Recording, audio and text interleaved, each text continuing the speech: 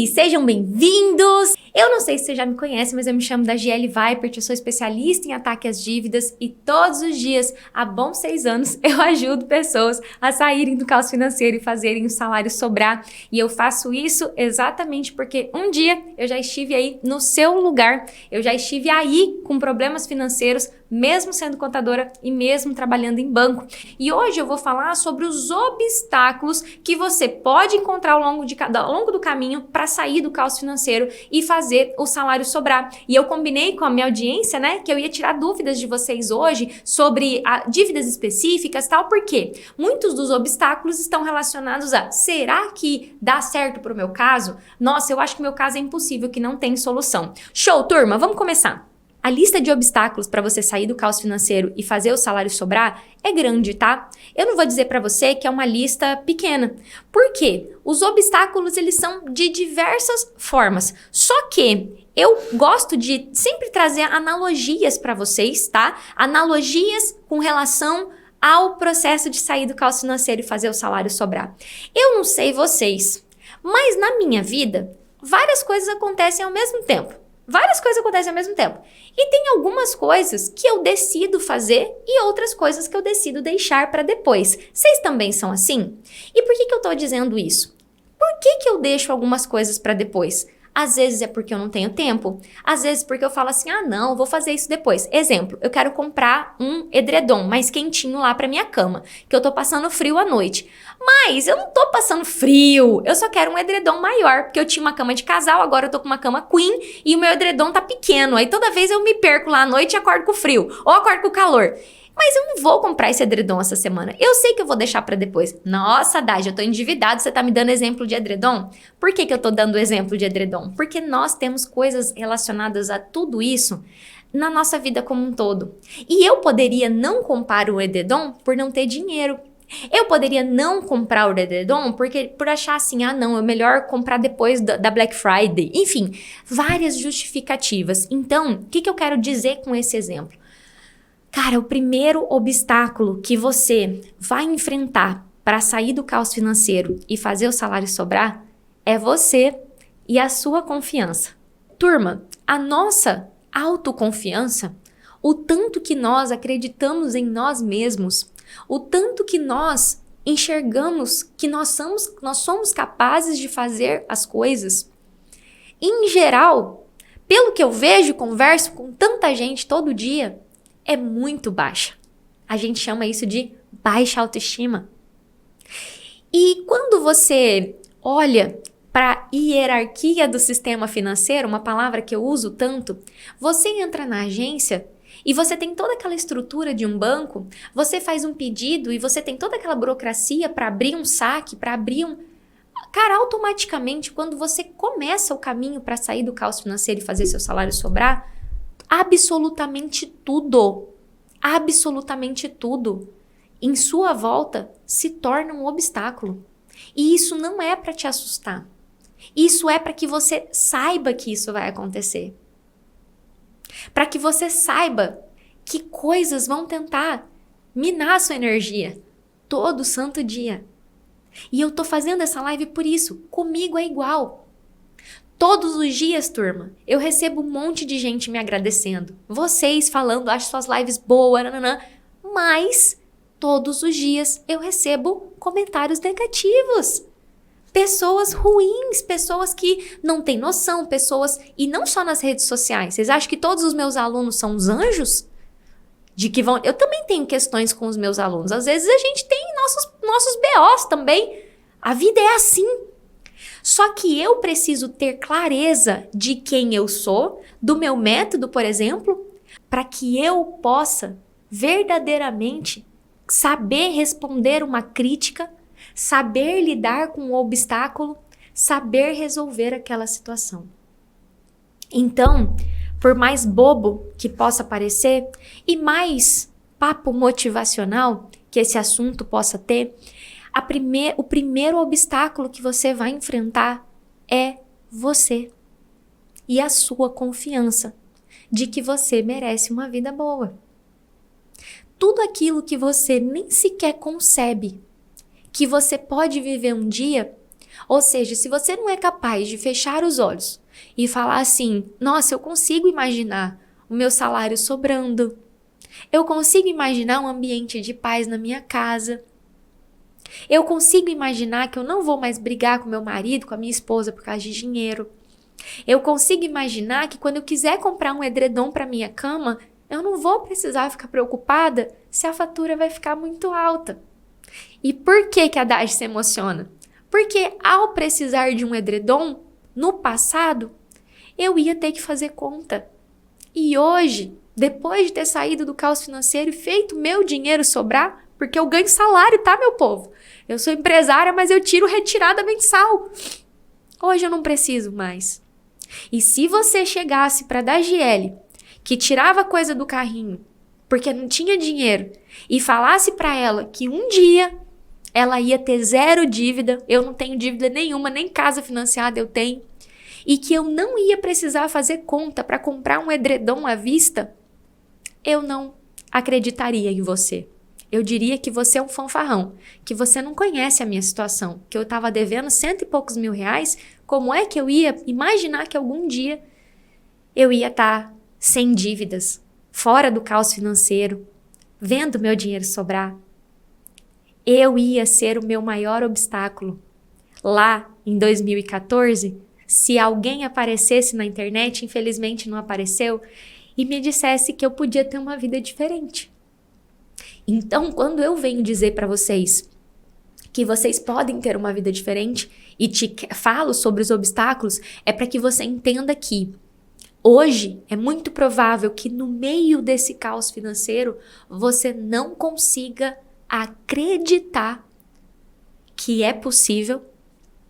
Se você acredita que é possível, você pergunta, será que eu vou conseguir? Se você acredita que você vai conseguir, você fica, mas será que para o meu caso e para o meu banco é possível?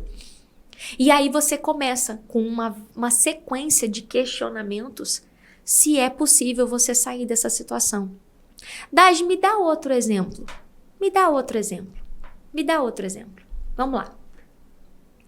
Quantas pessoas tentaram parar de fumar e voltaram a fumar?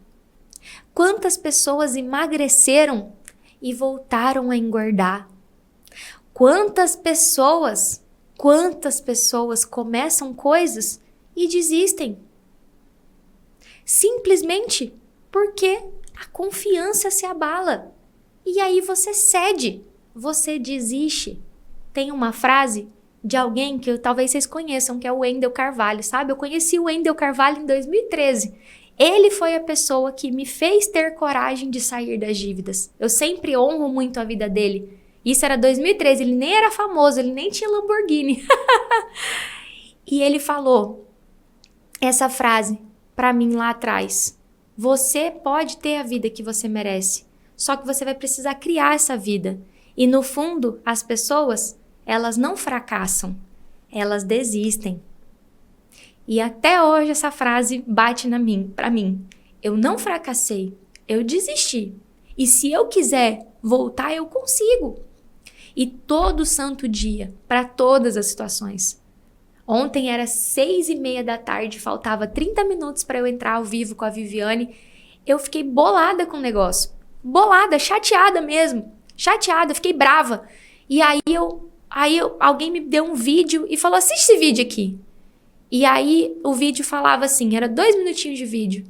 Uma coisa que uma pessoa que trabalha ajudando outras pessoas tem que cuidar é para não abalar a sua confiança.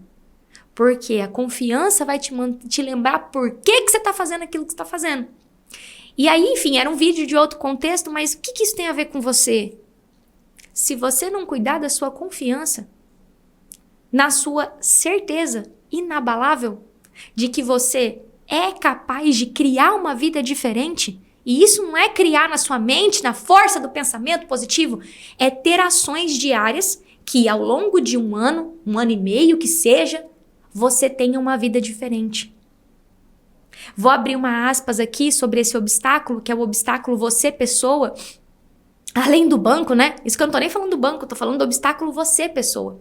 Que é antes, é você falar, você ter... E aí, quando nós entendemos isso, eu quero dizer algo para você. Uma vez, uma aluna minha, a Glória, ela falou assim, Dagi, literalmente, eu comprei um curso que ele me ensinava a mentalizar sobre as finanças. Me ensinava a pensar, eu sou rico, eu sou próspero, tudo vem a mim com alegria e glória. Dagi, essas coisas são bobagens? Cara, não. Eu super acredito no poder da visualização, de visualizar. Eu vejo a minha vida diferente. Eu não acredito, não acho que isso é mentira. Só que só visualizar não resolve. Deus, eu quero um emprego. Deus, eu me vejo naquele emprego. Senhor, eu me vejo trabalhando. Senhor, pela tua graça, me ajude. Aí eu fico sentado no sofá. Não mando um currículo, não converso com as pessoas e falo, ei, ó, eu sei aqui de educação financeira, me arruma um emprego. Aí Deus fica assim, meu filho vai, a bênção tá lá. Mas eu não acredito que eu consigo, porque aí eu sento no sofá e falo assim, mas ninguém vai ouvir o que eu falo, né? Mas ninguém vai prestar atenção no que eu tô falando. Mas não vai. Aí eu não faço nada. Então, eu tô trazendo coisas de lugares aleatórios aqui para que vocês pensem assim, opa, peraí, a Dagi tá falando uma coisa que é sentido, que já aconteceu na minha vida. Eu tenho certeza que alguns de vocês, em algum momento na vida, desistiu de alguma coisa por achar que não era para você. Por achar que você não ia conseguir. E aí você não fracassou, você desistiu. Prova disso, turma, é que esses dias um professor meu postou, né, uma frase, é impossível sair das dívidas, né? Por que ele postou essa frase? Porque ele postou é impossível e riscou o in, né? E aí ficou é possível. E aí, ele é um professor meu, inclusive. E aí eu falei assim, por que ele postou isso? Porque a frase mais frequente na boca de um endividado é que é impossível sair do caos financeiro. E fazer o salário sobrar o quê? Salário sobrar, eu ganho salário mínimo. Como é que a Adriana, ganhando um salário mínimo, fez o salário sobrar?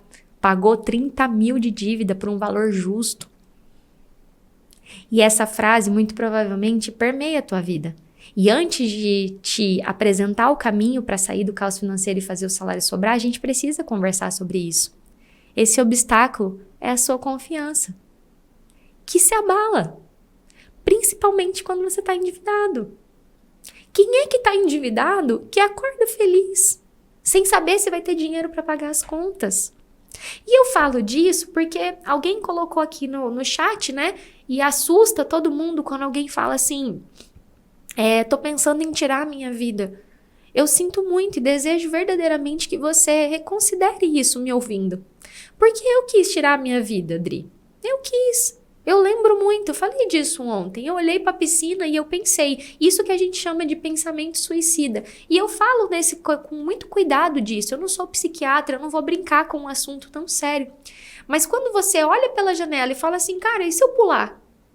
E se você pensa assim, cara, para que eu tô vivendo? Isso é um pensamento suicida. Por mais que você não execute o ato, E aí Deus te deu uma vida tão maravilhosa, tão linda, para você jogar fora. Por causa de dinheiro. E quando a gente fala para quem é cristão, precisa ser evangélico não, tá? Pode ser católico, qualquer coisa. Tem lá, o diabo veio para matar, roubar e destruir. É um versículo da Bíblia cristã, né? Para quem acredita em Jesus, enfim, em Deus. Em Deus, o Deus da Bíblia, né?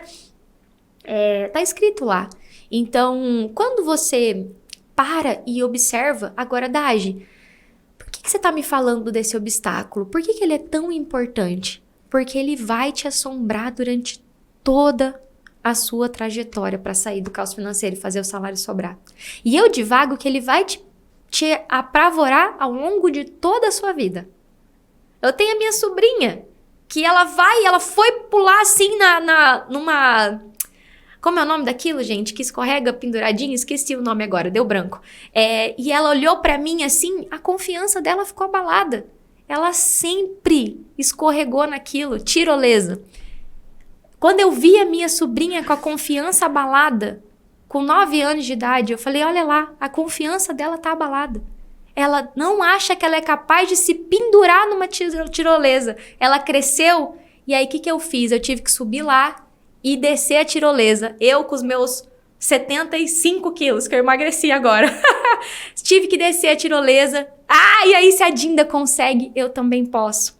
E aquilo me emocionou, né? Porque... E eu lembro, assim, que ela até foi antes, mas aí eu desci. Depois veio um cara grandão, barbudo, e desceu. E aí ela começou a descer, né? Ainda com medo, mas... Uma criança que nunca teve medo de nada. Eli sempre foi uma criança que nunca tinha medo de nada. Doida. Tá com medo. Por quê? Chegou o momento que ela começa a julgar se ela dá conta. E aí a confiança dela ficou abalada. Eu tô falando de uma criança, gente. De 9 anos de idade. Que começou a chegar na idade da razão, que a gente fala. Então agora ela pensa, será que eu dou conta de me pendurar? E normalmente depois da idadezinha da razão é quando nós vamos pegando essa... Nossa, será que eu consigo? Não, porque para ele é mais fácil, ele é maior, ele sabe. O caso dele é mais fácil. Não, ele é mais novo, ele é mais velho. E quando uma pessoa tá num cenário de endividamento, cara, eu nem sei se essa pessoa ainda tem um resquício de confiança. Vocês sempre me veem aqui gritando, né? Eu tenho fama de gritar. Inclusive, estão aqui pensando como é que isola esse estúdio, porque eu falo alto, porque eu bato na mesa. Por que quando eu falo desse assunto, se você parar para prestar atenção, eu mudo até meu tom de voz para falar com vocês? Porque é uma conversa de amigo aqui. É uma conversa de alguém que já esteve aí. É uma conversa que eu gostaria de ter sentado numa roda. É a conversa que eu tenho com as pessoas próximas de, você merece ter uma vida melhor. Por que eu falo isso? Porque não tem a ver com dinheiro, tem a ver com a sua confiança. Tem a ver com a sua confiança. E se hoje, né, eu tô preparando vocês para a semana e eu trouxe esse assunto, e eu falei que eu ia abrir aqui e abrir para perguntas, é porque daqui para frente eu vou responder perguntas. Eu vou responder as perguntas de vocês sobre se dá para um caso, se dá para um outro caso, e eu vou responder as perguntas sobre obstáculos. Mas se esse obstáculo, que é real na vida de qualquer ser humano, eu quero perguntar aqui para vocês, tem alguém que já sentiu a confiança abalada e duvidou se ia conseguir conseguir alguma coisa na vida? Coloca eu para mim. Só para eu achar que eu não sou a única doida que tem a confiança muitas vezes abalada e tem que, opa, peraí, como é que eu me lido com essa confiança? De que eu vou conseguir, de que é possível para qualquer pessoa que decida.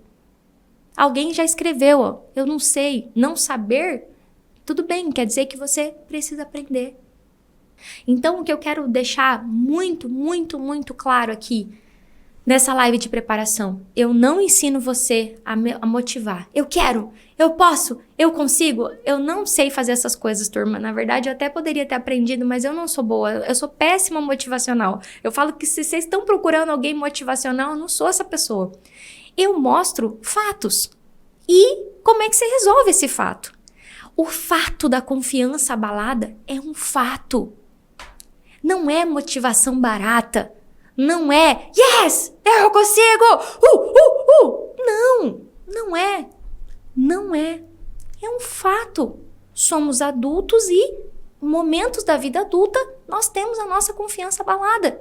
E se nós não dermos conta de, sem alguém empurrar a gente, se levantar e ir para a vida, a gente sucumbe naquele problema. São as pessoas que desistem de parar de fumar, que desistem de sair do vício do álcool, das drogas, que desistem de serem pessoas saudáveis, com uma saúde boa, que desistem de fazer uma coisa nova na vida, que desistem de buscar um cargo melhor no serviço, que desistem, elas não fracassam, elas desistem. E se você quer sair do caos financeiro e fazer o salário sobrar, tem uma coisa que você vai precisar vigiar todo santo dia, que é a sua confiança no seu processo, no seu caminho, na sua vida. E isso é fato, turma. Para isso que as pessoas fazem terapia. Alguém tá querendo tirar a vida? Tem que procurar um psiquiatra, urgente. Porque isso é uma alteração química também. Procurar um psiquiatra não é ser louco. Vai lá numa UPA do governo, do SUS. Tem sempre um psiquiatra disponível. Ele vai passar uma medicação, eles vão dar a medicação. E você vai voltar à sua sanidade. Foi o que me tirou desse inferno de querer me matar. Eu não gosto de falar essa palavra porque eu acho isso muito forte. Mas no momento que eu olhei pra baixo assim e falei, gente, se eu cair nessa piscina aqui deve morrer, né? eu falei assim, cara, eu preciso de ajuda, senão eu vou tirar minha vida.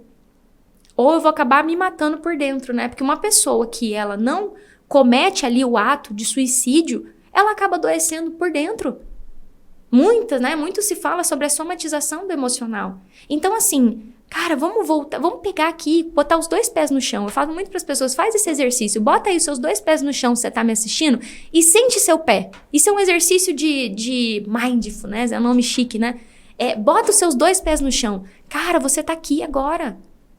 Você tá com um problema. Mas esse problema pode ser que ele demore, vamos exagerar, 2 anos para você resolver. O que é 2 anos perto de uma vida boa? O que são 2 anos perto de uma nova vida que você pode criar? E era isso que eu queria trazer para vocês hoje. Não vou falar muito aqui não sobre técnica, eu quero conversar com vocês agora sobre as dúvidas de vocês, mas que vocês tivessem isso claro. Esse exercício de pôr os pés no chão, eu tenho uma... não sei se vocês estão escutando barulho, eu tenho uma... Como meu pezinho fica voando na cadeira, eu tenho um apoio de pé. Às vezes eu esqueço de pôr, aí meu pé fica voando embaixo da cadeira.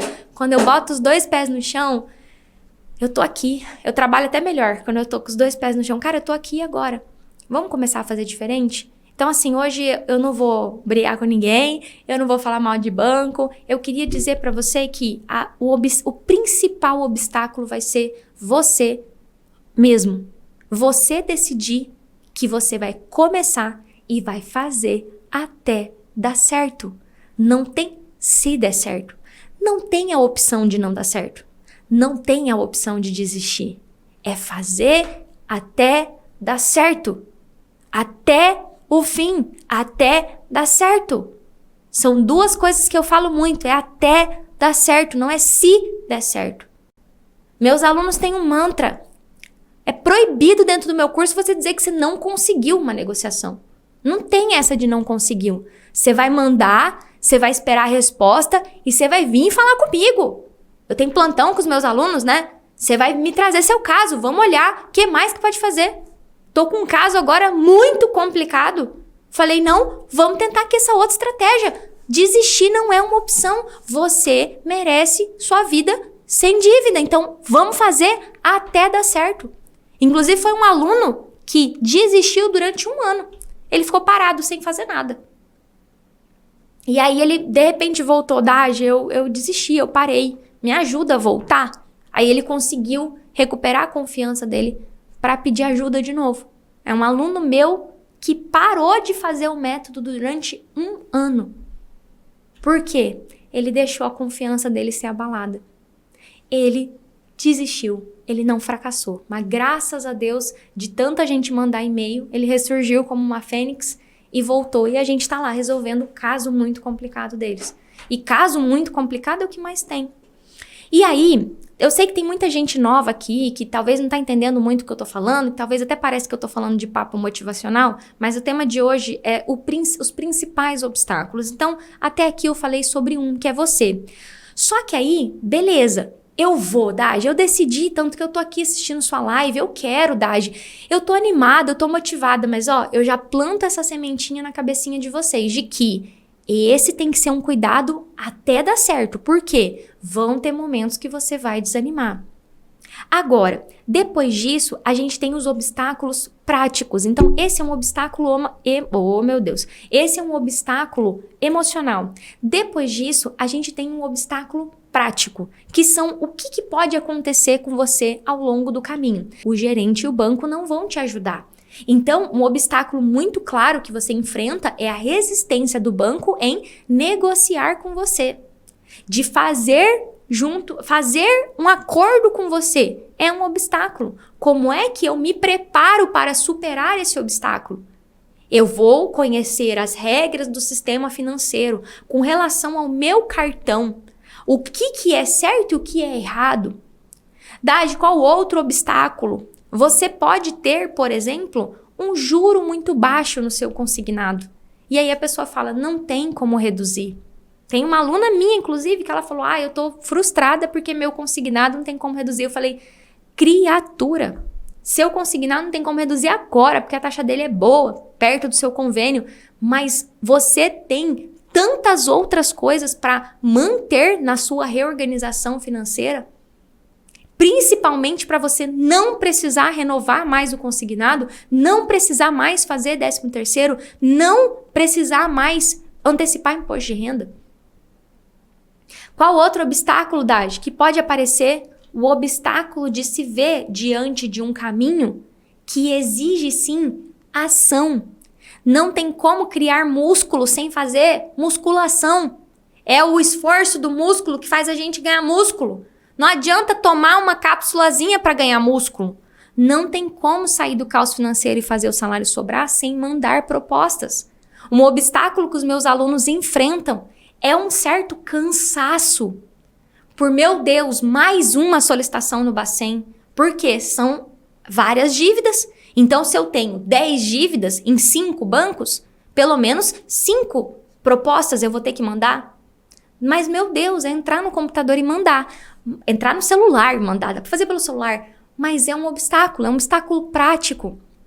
O obstáculo de receber um não. E se você tá sozinho, não saber como reagir àquele não. Aqui os meus alunos eu falo, não tem não. É não agora. Como é que a gente vai buscar o sim? O não a gente já tem. Então, o que eu quero que vocês esteja claro para você? Dentro desse caminho, para mim, eu sempre falo, primeiro maior obstáculo de todos, a pessoa decidir fazer até dar certo.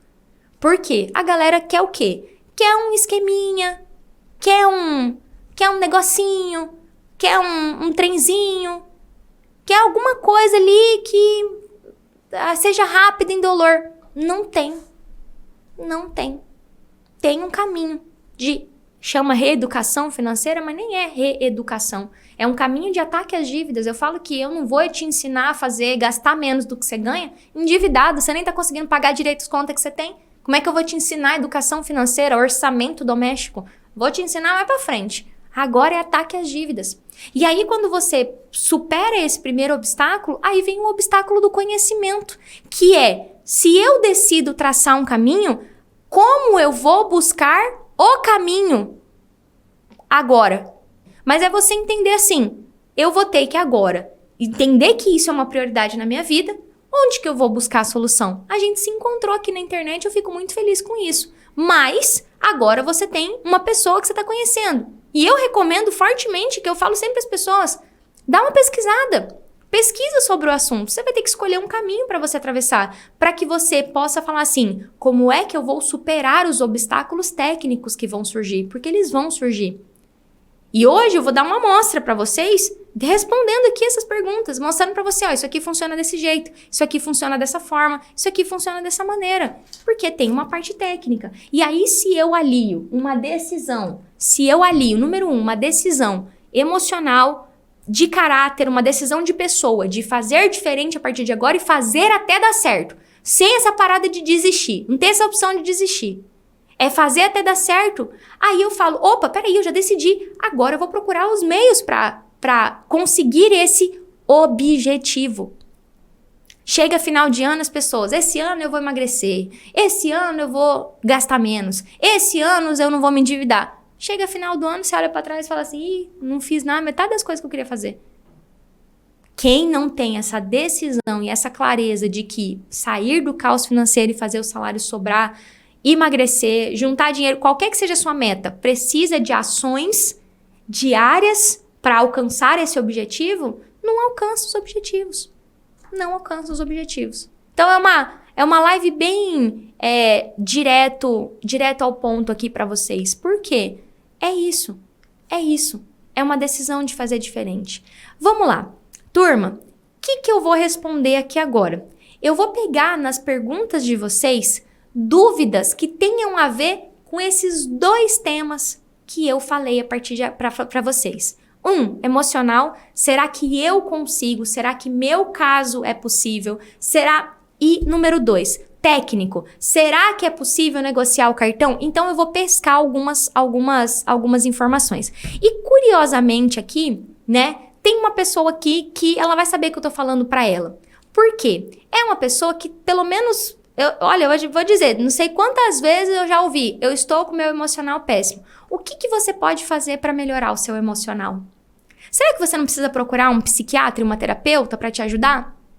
Na rede pública tem isso, eu sei que tem. Se não o psicólogo, tem o psiquiatra. Será? Será que não acaba sendo um pouco cômodo todo santo dia você dizer: meu emocional está péssimo, estou... E aí é você decidir se você quer mudar de posição, se você quer parar de ser o coitadinho da tua própria vida. Céus! E eu vou falar uma coisa que talvez até doa um pouco para quem vai ouvir.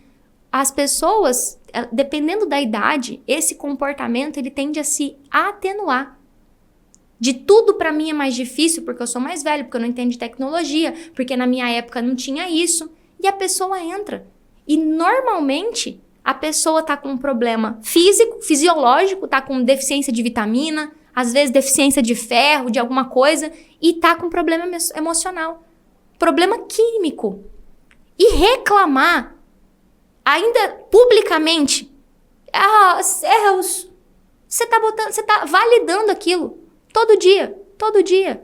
Então, quando eu trago e chamo atenção para essas coisas, é porque é isso. Isso vai acontecer. Ou você decide ser outra pessoa, fazer diferente, agir diferente, ou você vai continuar vivendo a vida que você tá vivendo. E se a vida que você tá vivendo tá boa, tá tudo bem, cara. Não precisa nem me seguir. Mas eu acho que não tá, senão você não tava aqui. Turma, tem 2 jeitos de eu chegar no meu trabalho. Hoje mesmo aconteceu isso. Chegar assim. E aí, turma, bom dia, tudo bem? Como é que vocês estão? E o jeito 2. Puta, cara, dormi mal essa noite, hein? Sei lá o que aconteceu, passou um caminhão. Cara, tô moída. Moída. Olha, mas olha. Porra, vai ser foda hoje trabalhar, hein? E basicamente, turma, tem esses 2 tipos de pessoa. E é verdade, tá? Eu dormi mal pra caceta essa noite. Passou um caminhão, veio uma buzina, eu acordei no meio da madrugada, assustada, e aí o sono já não é reparador, né? Acordei 5 horas da manhã, parecendo que eu tinha tomado uma cachaça de ressaca. E tô aqui. Por quê? Eu decidi que meu dia ia ser bom. Toma café, bora tomar um energético, eu tenho um pozinho milagroso que eu carrego na bolsa.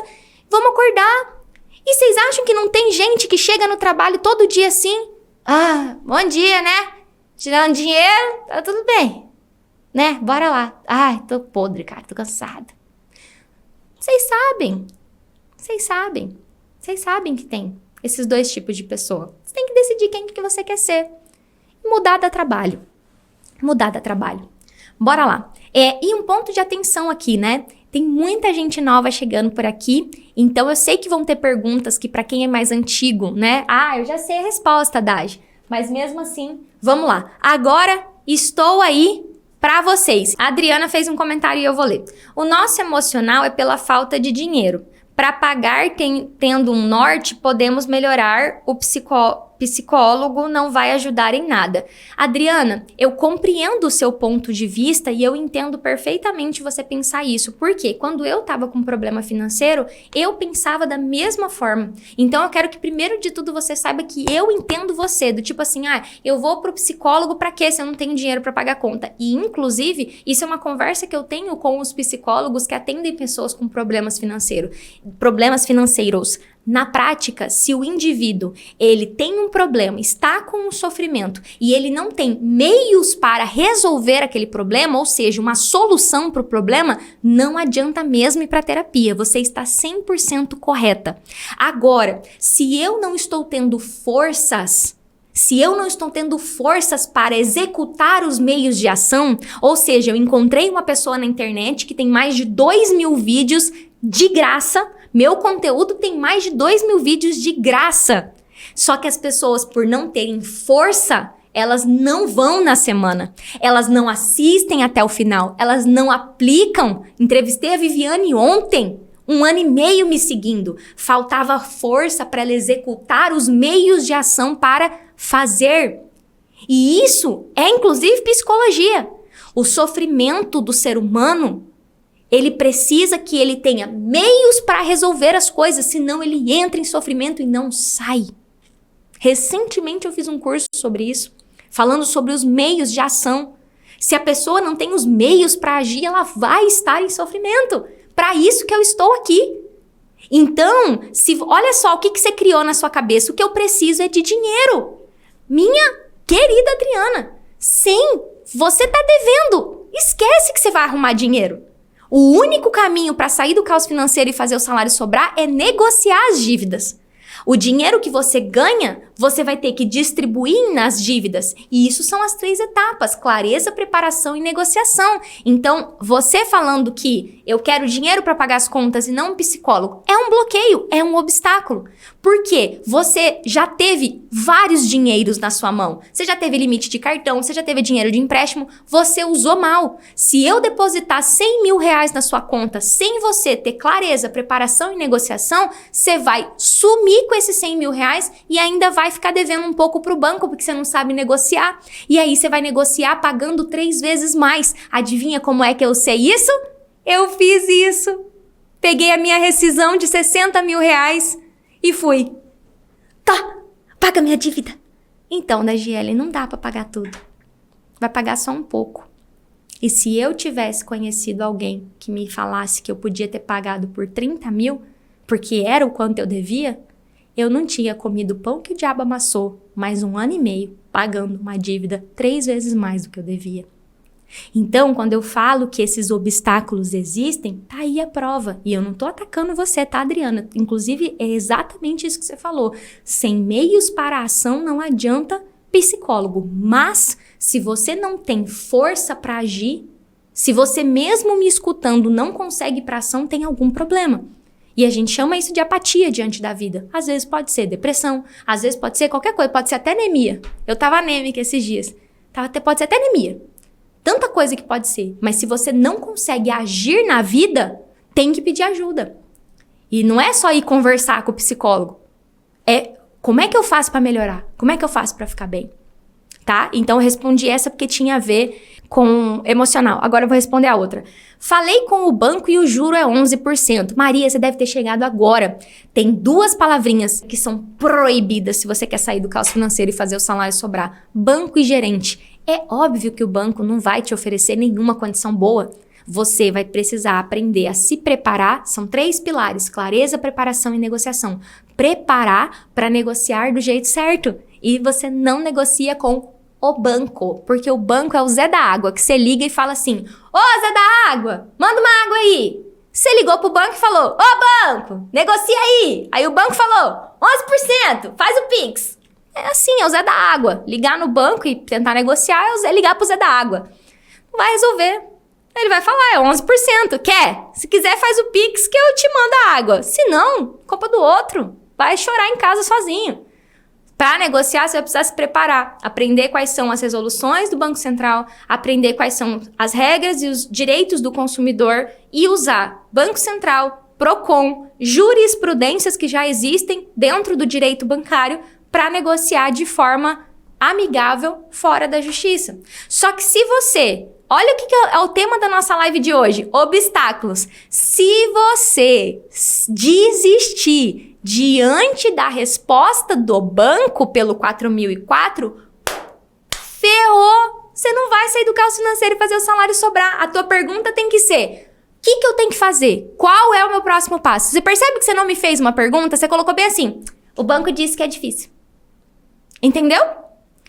E é isso. É falar: opa, peraí, o banco me disse isso, mas o banco não sabe nada não. Eu vou lutar pelos meus direitos, palhaçada. O que eu tenho que fazer? Aí você vai participar da semana, vai começar a ver meus conteúdos. E por que eu tô fazendo essa live? Porque a Maria é uma forte candidata à desistência. Porque o banco foi lá e ó, deu na cara dela. Deu na cara dela, falou: ô gatona, quer parcelar? 11%, Flor. Se quiser também, senão vai pro Serasa. E se ela não cuidar da confiança dela e não procurar um meio para a ação, técnica, estratégia, que é o que eu trago aqui, ela vai desistir. Ela e quantas outras pessoas aqui? Quem aqui já recebeu um não do banco e desistiu? É só você falar aí. Entende? É ficar aí com isso claro na cabeça de vocês. Vamos lá. Vera, você passou e sabe que o poço é muito difícil de sair. Ou Dona Vera Braga, ou você muda a sua postura e o seu vocabulário, ou você não sai do caos financeiro e faz o salário sobrar. Difícil é mesmo. Só que a gente tem que mudar a palavra. Não é difícil, é desafiador. Afinal de contas, tudo que a senhora está passando foi por escolhas feitas erradas no passado. E você, adulta, grande, responsável, decidiu começar a fazer diferente a partir de agora. E não adianta se arrastar pelo caminho, se não mudar a postura, não consegue. Não consegue porque você, capenga, xoxo, não vai conseguir fazer nada. Vai tomar um não e vai pronto, morreu. Acabou. Então, ou muda o vocabulário, a postura diante do problema financeiro, e eu tô falando sobre isso de propósito. Porque eu era assim. Pobre de mim, tô com dívida. Acorda, levanta e anda. Eu acho que eu devia falar mais da história do Lázaro, da Bíblia.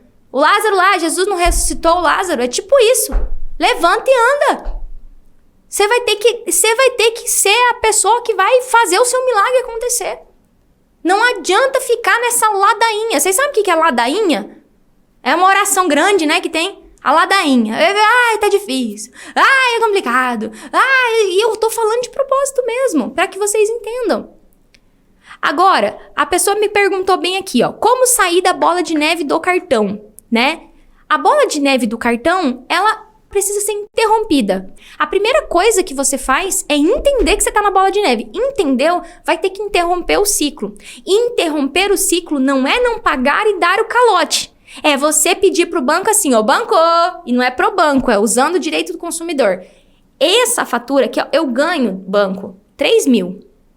Eu preciso comer, viver, dá 1.500, 2.000.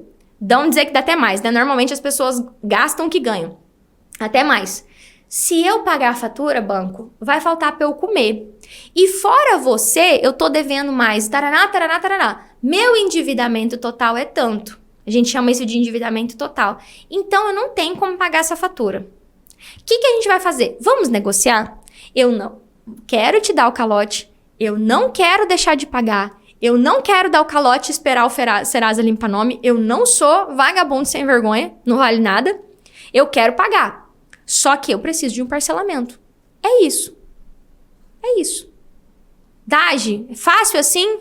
Não. Vai ter que passar pelas hierarquias do sistema financeiro. Essa técnica tem 6 fases. Então, ela tem a fase 1, fase 2, fase 3, fase 4, fase 5, fase 6. Ela tem 6 fases. A 6 é a fase de entrucamento de negociação. Tem 5 passos antes, 5 fases antes, e fora a preparação que tem que fazer antes da técnica, de pegar os dados, pegar o comprometimento de renda, fazer o reset, que o pessoal me perguntou, que é um orçamento simplificado, e até fechar essa negociação no cartão. E esse caminho só é possível quando você fala para o banco, banco, do jeito que tá, eu não consigo pagar. Vamos negociar? Usando as hierarquias do sistema financeiro. Então, é por aí o caminho.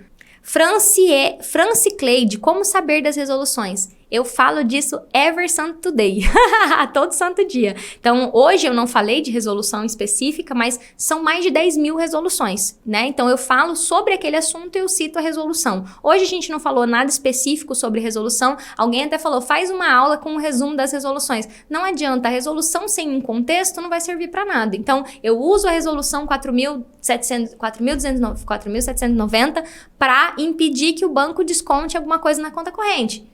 E é uma resolução das mais difíceis de aplicar. Tem que fazer Bacen e Procon para ela.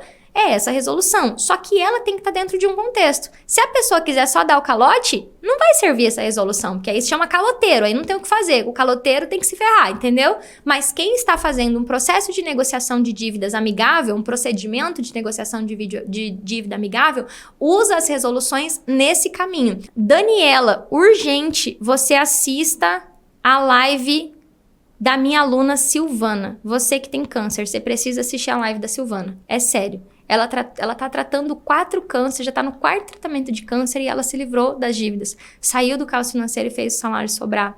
E assim como não foi fácil para ela por causa da doença, eu tenho certeza que você também consegue. Sinta-se abraçada, tá bom? Bancária com dívida. Vamos lá, vou responder sua pergunta, é pertinente. O bancário, naquele banco que ele trabalha, as opções de negociação vão ser bem pequenas. Já vou adiantar, principalmente se você não quiser ter problema lá internamente. Infelizmente, a gente não tem uma política muito facilitada dentro do banco. Porém, eu da GL nunca pedi uma negociação. Eu nunca pedi. Então, o que eu recomendo que você faça é peça uma negociação e peça para o seu superior imediato e para um superintendente, inclusive. Só que não faça isso sem você organizar toda a sua vida financeira. Por quê? Se você fizer uma negociação com o seu chefe, né, que o banco é seu chefe, e não cumprir, você vai ter problema. Então, o banco, ele quer que o funcionário seja saudável financeiramente. Agora, enquanto você se organiza com o banco da conta que você trabalha, né, do banco que você trabalha, você vai organizar as outras dívidas, porque bancário nunca deve para uma coisa só. E detalhe, turma, vocês estão vendo isso, né? Gerente de banco é tudo enrolado financeiramente. Eu era uma delas. Então, não sei se você é gerente, tá, Ana, que o banco tem muitas áreas, mas vamos lá. Tem como negociar o saldo devedor do cartão ou é só a fatura vigente? Ótima pergunta, Silmara. Não faria sentido negociar só a fatura vigente, senão mês que vem você não ia conseguir pagar. Então, tem que, não é nem tem como, tem que negociar o saldo todo, tá bom? Por que você sabe que é difícil, por que você já não ensina na live como fazer tudo e já ajuda meio Brasil? Zanza, seja muito bem-vinda, você deve ter chegado agora.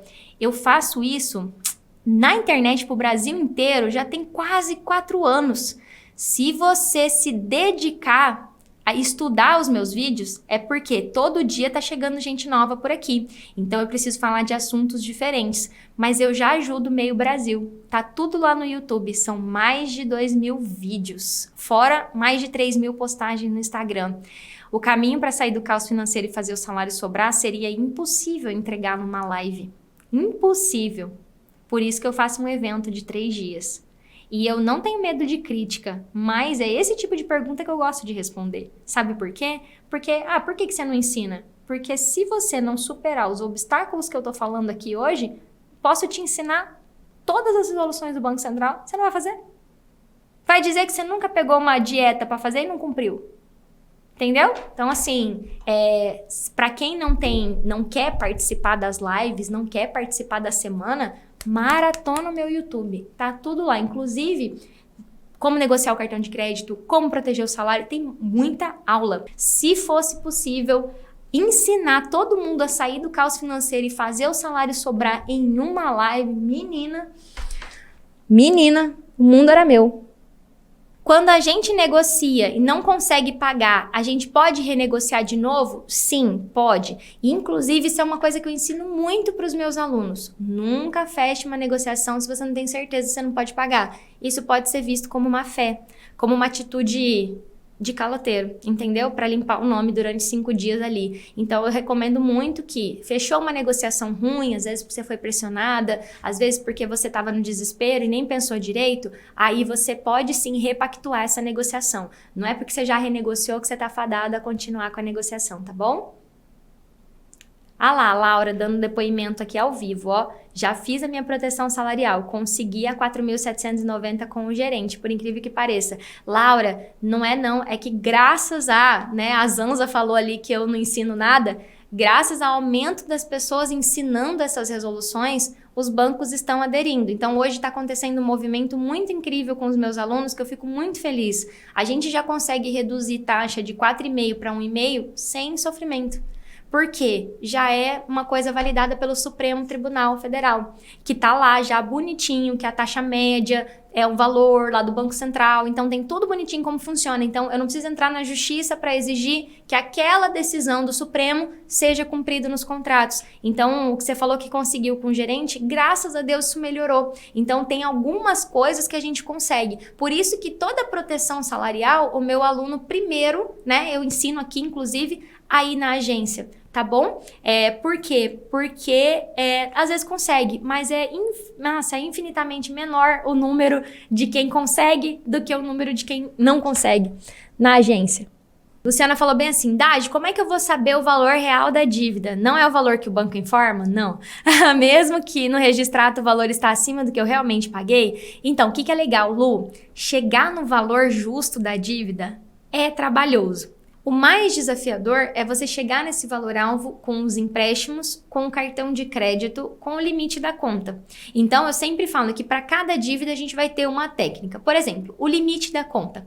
Se ele está estourado, o valor que está devendo é o limite. Então, o limite estourou. Era 5 mil o limite, está 10. Qual que é o valor justo? O 5 e uma pequena correção. Eu não ensino os meus alunos a fazerem porcentagem. Eu peço para eles mandarem a proposta com o valor justo, os 5 mil, o banco vai fazer uma contraproposta e aí normalmente vai vir. Já é assim, simples assim? Não, normalmente tem um bate e volta, mas é nesse caminho que a gente vai. Quando a gente fala de empréstimo, eu peguei 10 mil, o banco me cobrou 50. E aí eu vou para um caminho de, peraí, 10 para 50 não tá razoável. Eu peguei 10, eu já paguei 7. Eu tô devendo 3 mais uma correção. Cartão de crédito, esse é o mais insuportável de chegar no valor-alvo. Eu que sou professora, que ensino isso, falo, é desafiador. Eu ajudo muito os meus alunos nesse assunto porque são tantos parcelamentos, tantos cartões que eles têm esse desafio. Se você já estourou o limite, o valor-alvo, o valor justo, vai ser o valor do limite. Se você não estourou o limite, aí a gente precisa olhar o que você gastou de fato, quais foram as suas compras. Então a gente procura, tem uma piada lá no meu curso que eu não vou repetir aqui, que a gente fala assim, a gente não quer ser perfeccionista no valor-alvo, a gente quer chegar no mais próximo do justo. Quando a gente manda proposta para o banco, normalmente o banco manda uma contraproposta mais próximo. Não é sempre que isso acontece, normalmente a gente tem que ficar dando um ping-pong com o banco durante um tempo, mas o importante é você definir qual que é o valor olhando os documentos. E aí é claro que também, eu falei de cartão, empréstimo e limite, que são as dívidas sem garantia. Agora, quando a gente fala de consignado, casa, crédito com garantia no salário, aí muda de figura, porque o objetivo não vai ser pagar o valor do emprestado, vai ser reduzir a taxa de juros. Então, para cada dívida se tem um objetivo. E por isso que é uma metodologia. Para cada dívida a gente vai ter uma estratégia específica. Então, realmente, chegar numa taxa justa e num valor justo dá trabalho mesmo, tá? É uma construção. Por isso que você precisa saber da sua dívida. Quanto é que é o seu consignado? O meu consignado hoje está R$ 1,97. Qual que é o seu convênio? Eu sou servidora pública do federal. Então, você vai entrar lá no site do Banco Central e vai ver, na data da contratação do seu empréstimo, qual que era a taxa média para o servidor federal de consignado. Era 1,50. Opa, peraí, a minha taxa estava mais alta do que a taxa média. Vou pedir uma redução, seja através de portabilidade ou de renegociação. Então, cada dívidazinha, cada contrato vai ter que ter uma técnica aplicada em cima dele. Eu já deixei de pagar, né? Porque a gente tem basicamente dois grupos, né? A gente tem a galera que tá com o nome limpo e se matando para manter o nome limpo, e a gente tem a galera que já deixou o nome para o Serasa, que é um problema. Para a galera que tá mantendo o nome limpo, a duras penas, precisa agir urgente para sair desse caos aqui. Porque você ainda não tá com o nome sujo, como se o nome sujo fosse o caos. O nome sujo não é caos financeiro. Nome sujo é um elemento do caos. Mas se você tá no caos e com o nome limpo, tá no caos do mesmo jeito. Agora, já deixei o nome para o Serasa. Você está cometendo o ato de calote e má fé. Então, você precisa, por mais que não seja a sua intenção, pega a minha interpretação aqui. Diante da lei, é má fé e calote. O que você precisa fazer agora? Se posicionar com relação a essa dívida. Como eu falei, você vai ter que fazer fases. A fase de dizer por que você não pagou. Por que você não pagou? Você sabe quando o banco te liga e fala qual foi o motivo do atraso? Você vai ter que dizer qual que é a sua situação atual, você vai ter que fazer uma atualização lá dos seus dados e vai ter que fazer uma proposta. Então, mesmo que você... Por isso que eu falo que é possível para quem está em atraso e para quem está em dia. Porque quem está em atraso, quem está em dia tem um caminho para seguir, quem está em atraso vai seguir um outro caminho. Apesar dos caminhos terem muitas coisas iguais, essas duas pessoas vão ter como eu falo, vai abrir uma encruzilhada para a pessoa que está em atraso e para cá, a pessoa que está em dia e para cá, tá bom? Janete, para fazer a proteção salarial, eu preciso levar algum documento? Janete, muito mais do que levar um documento. Você tem que ter clareza do que é preparação salarial e se você tem proteção salarial, se você tem direito a ela. Depois disso, você tem que se preparar. A preparação para proteger o salário envolve falar no seu emprego, seja ele público ou privado, e pegar um documento lá. Então, tem. Depois disso, caso você já tenha conta salário, aí não precisa. Tem gente que já tem a conta salário. Por isso que eu falei que é preparação. Depois disso, aí sim você precisa pedir para abrir a conta, acionar a resolução 3.402 e a 4.790, e aí é bom usar papel. Eu recomendo que use, né, uma solicitação em 2 vias para que o gerente protocole que recebeu. Muito difícil a resolução 4.790 ser aceita na agência, alguém contou aqui que conseguiu, mas é muito difícil, raramente acontece, e você vai precisar da prova que você foi na agência. Então você vai precisar provar que você foi na agência para pedir a proteção salarial. Por isso que a primeira ida é na agência, para você ter a prova de que você tentou amigavelmente fazer, tá bom? Existe momento certo para negociar dívida, consignado ou qualquer dívida? Existem. São 2 momentos certos para fazer isso. O primeiro momento certo para você negociar suas dívidas foi ontem. Como você não fez, é hoje. Então, assim, eu sei que você me perguntou com relação a Selic, essas coisas, talvez, mas o melhor momento é você ter o conhecimento de como negocia. Por exemplo, consignado. Se você procurar no meu YouTube, você vai ver um monte de vídeo de consignado. Um consignado, você tem que reduzir taxa, ou reduzir prazo, ou readequar, alongar prazo, vai depender do seu comprometimento de renda e da tua estrutura pessoal, que é o que eu chamo de reset. Cara, o que eu preciso? Eu preciso diminuir a parcela? Se eu preciso diminuir a parcela, eu preciso reduzir os juros e às vezes até esticar o prazo. Às vezes o pessoal fala assim, a única solução é pagar mais rápido. Às vezes, para uma pessoa que está com dificuldade até de pagar o que comer, esticar o prazo, reduzindo a taxa, é uma vantagem. Ainda ela pode até ter um troco, né? Que o pessoal fala do troco. Para pagar um agiota, por exemplo. A gente usa troco de consignado no meu método para pagar um agiota, para pagar uma luz que vai cortar. Então, a pessoa só vai pegar troco quando for para pagar uma outra dívida que tá tirando o sono dela. Só para isso, senão não pega troco, para ficar com o dinheiro lá voando, né? Então, não tem melhor momento, porque cada caso é um caso e as taxas mudam muito. Então, com o conhecimento do que é uma portabilidade, do que é uma técnica de negociação, você pode tentar quantas vezes você quiser. Os meus alunos, por exemplo, eles fazem ciclos de negociação todo mês. Então, eles falam assim, eu baixei meu consignado tem 2 meses, mas eu vou tentar de novo. Eles vão lá e tentam de novo e reduz mais um pouquinho. Então, hoje tá um pouquinho ruim de reduzir consignado por causa da taxa de juros que tá muito alta no nosso país. Mas a tendência é cair e você tem que estar pronto para quando ela cair, para você não ser enganada de novo, entendeu? Enganador, de novo. E pegar uma taxa mais cara. Ah lá, a Miriam falou, trabalho no banco e acabei me enrolando com outras instituições. Consegue negociar assim, viu? E não precisa ter medo de ser demitida. O que você não pode é ficar passiva com essas dívidas, tá? Tem que começar a resolver. Demitida, não. Eremildo fez uma pergunta importante de responder. É possível deixar de pagar consignado? Eu não ensino a deixar de pagar. Não sou essa pessoa, você vai ter que seguir outra pessoa na internet. Por quê? Deixar de pagar é dar calote. E eu sei que você está perguntando isso no intuito de tem como tirar da folha e tal. Nenhuma dívida, nenhuma, eu ensino não pagar. Nenhuma. Não pagar é calote. Então, isso pode ser executado judicialmente. Tem um vídeo meu no YouTube que eu falo, isso coloca você e sua família em risco, que é dar o calote e deixar de pagar depois. Eremildo, eu entendi. Eu só tô reforçando pra galera entender que eu não ensino isso. Não tem, agora eu vou responder sua pergunta técnica. Não tem como tirar consignado de folha. É impossível. A lei é bem clara. O consignado é na folha. Mas não precisa tirar consignado da folha para negociar ele. Entendeu? Então, assim, por mais que eu quero só que você entenda isso. Quando você fala assim, eu consigo deixar de pagar, o que você está dizendo é deixar de pagar. Você está falando assim, eu consigo deixar de pagar. Então, é quase que um chip que foi instalado nas pessoas de que para negociar tem que não pagar. E vou te falar, eu encontrei uma pessoa que ela falou assim, o banco só negocia com quem está em atraso. E detalhe, é uma advogada que advoga para banco. E eles falam isso, não, só em atraso.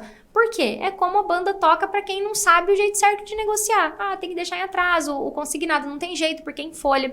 Então, assim, se você foi vítima de um golpe, e aí vai ter que ver isso na justiça, né? Pra resolver o golpe que aconteceu com você. Mas não tem como deixar de pagar, tá bom? Não tem como deixar de pagar. O Rafael perguntou, se não negocia mesmo antes de entrar no Serasa, não configura calote? Não. O que você pode fazer já é ligar para o banco e falar para o banco, você pode abrir um saque, não ligar para o 4004, para o Zé da Água, abrir um saque e informar a sua impossibilidade do pagamento dessa dívida e que você está se reorganizando financeiramente para negociar ela. Isso pode fazer, tá bom? Eu entendi, Rafael. Agora eu espero que você tenha conseguido entender o que eu falei, tá? Então, não configura calote quando você se comunica com o credor. Então, você pode fazer isso através de um saque, falando, ó, tô incapacitado de pagar essa fatura agora, minha dívida total tá tantos. Para achar sua dívida total, você pode entrar no Registrato, que é uma ferramenta do Banco Central, e explicar ali que você vai estar se reorganizando financeiramente e nos próximos dias vai mandar uma proposta. Só que aí nos próximos dias tem que mandar uma proposta, tá bom? Porque senão você vai ter que mandar, você tem que fazer um ciclo, por isso que eu falo que são fases. Quando você tá com problema de dívida em atraso, você vai ter que fazer as fases certinha, que é montar o seu orçamento, ver quanto por mês você vai conseguir pagar dessa dívida para você mandar uma proposta e saber como se defender das propostas ruins que vão chegar para você também. Porque eles também vão te ameaçar, vão dizer que vão te processar, vão dizer que vão falar qualquer coisa, enfim, e aí você vai ter que saber se defender. Então você vai ter que saber atacar, porque isso que não configura calote. Você fazer propostas, aí não configura má fé e calote. Você tem a prova ali que você tá tentando negociar e você está negociando. Tem aluna minha que negociou com 90 dias, então foi muito rápido. E você tem que saber fazer a defesa também, tá bom? Consignado privado, Davi, é bem diferente de consignado público. Então, apesar de ser possível fazer as mesmas coisas, tá? Apesar de ser possível fazer as mesmas coisas, eles são diferentes, porque o consignado público tem uma gama maior de bancos que fazem e uma possibilidade, às vezes, maior de negociação. O consignado privado, como só tem uma instituição, às vezes eles são um pouco rígidos com isso, tá? Ah lá, Débora escreveu uma coisa que eu acho interessante ler. Dade, eu fiz uma mentoria e a pessoa me orientou a deixar de quitar. Estou assim há 2 meses. Comuniquei que estou passando um momento financeiro difícil.